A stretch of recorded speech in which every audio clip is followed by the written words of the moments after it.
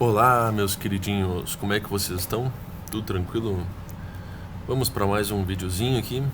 Então, hoje o assunto é paralelismo de retas, ok?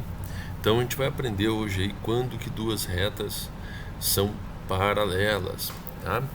Então, inicialmente, vamos dar uma olhadinha nesse gráfico aqui, tá? Muito bem. Olhando aqui, nós temos uma reta em laranja e uma em azul, certo? Podemos perceber que, aparentemente, né, olhando, elas são paralelas, né? Mas o que nos garante que elas são paralelas é o ângulo em que a reta forma com o eixo do X, que é o eixo das abscissas, tá ok? Muito bem.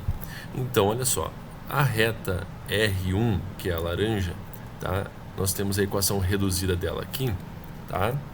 Este M1 aqui é o coeficiente angular da reta R1 e esse M2 é o coeficiente angular da reta R2, tá?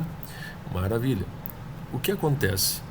Se este ângulo é igual a este ângulo, significa que a tangente do ângulo alfa tem que ser igual para as duas, ou seja, tem que ser M1 e mesma coisa que M2, tá? Ou seja, está bem bonitinho aqui. Então, pessoal, para que duas retas sejam paralelas, é necessário, né, que os dois coeficientes angulares delas sejam iguais, tá? Duas retas paralelas distintas formam com o eixo das abscissas ângulos congruentes. Tá aqui, ângulos congruentes. Beleza. Assim, se ambas não são verticais,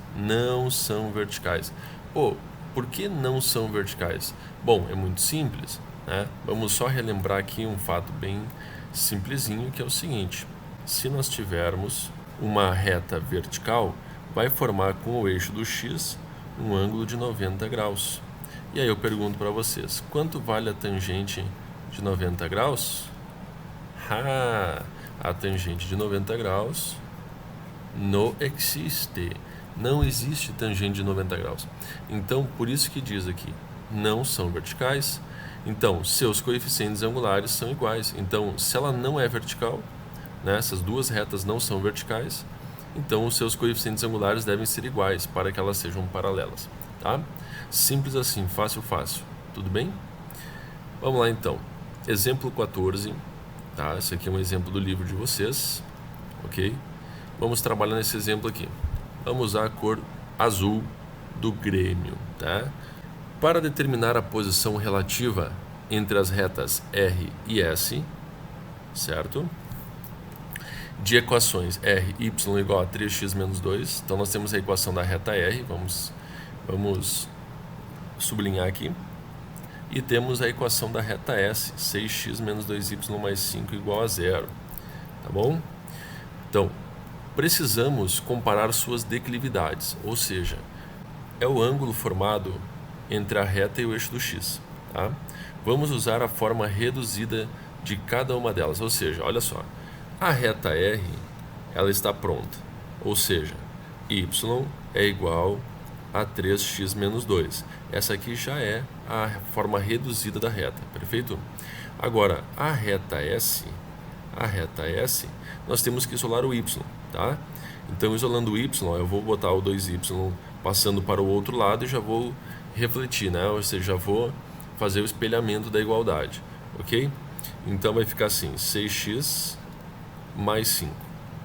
Isolando o y, nós vamos ter 6x sobre 2 mais 5 sobre 2.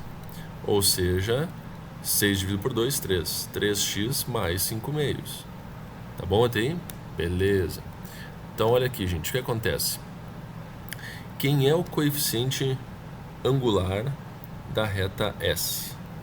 É 3, certo? Quem é o coeficiente angular da reta R? É 3. Bom, o que nós podemos já afirmar aqui? Que o coeficiente angular da reta R é igual ao coeficiente angular da reta S. Portanto, nós temos neste caso retas paralelas distintas. Por que retas paralelas distintas? Bom, é muito simples. Olha só, o coeficiente linear da reta R é menos 2 e o coeficiente linear da reta S é 5 meios. O que o coeficiente linear indica na reta? Indica aonde a reta intercepta o eixo do y. Portanto, essas duas retas interceptam o eixo do y em pontos diferentes, ok? Então vamos entender. Elas têm os mesmos coeficientes angulares, então elas são paralelas, só que elas interceptam o eixo do y em pontos diferentes, portanto elas são paralelas distintas, certo? Muito bem, é que nem o caso deste gráfico inicial aqui, tá? São duas retas paralelas, têm o mesmo ângulo, só que elas cruzam o eixo do y em pontos diferentes. Fechou? Muito bem. Vamos para um próximo exemplo aqui. Observe as equações gerais das retas R e S. Nós temos duas equações gerais aqui. Reta R e reta S. Muito bem. O que nós vamos fazer nesta questão? Nesta questão, vamos encontrar os coeficientes angulares de cada uma delas, começando pela reta R. Por que eu devo encontrar a equação reduzida da reta? Porque desta forma eu consigo encontrar o coeficiente angular, tá? De uma maneira mais simples, mais fácil, tá certo? Ok, então eu vou ficar aí com y igual a 3x mais 7, certinho? Bom, neste caso, na reta R, já é possível determinar o coeficiente angular da reta R, né? Que neste caso é 3, tudo bem? Então vamos marcar aqui, selecionar ela, ok. Agora, vamos achar o coeficiente angular da reta S. Vamos lá, isolando o y, nós vamos ficar com, primeiramente, 2y é igual a 6x mais 14. Vamos passar o 2 dividindo, 6x sobre 2 mais 14 sobre 2, y vai ser igual a 3x mais 7. Opa, o que aconteceu aqui? Vocês estão percebendo que esta equação da reta S é exatamente igual à equação da reta R? Muito bem. Então, o que significa? Que o coeficiente angular da reta S também é 3, está aqui, ó, tá?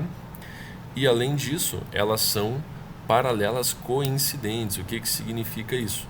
É uma reta sobre a outra, ok? Elas têm todos os pontos em comum. Professor, como é que tu sabe que elas são coincidentes? Bom,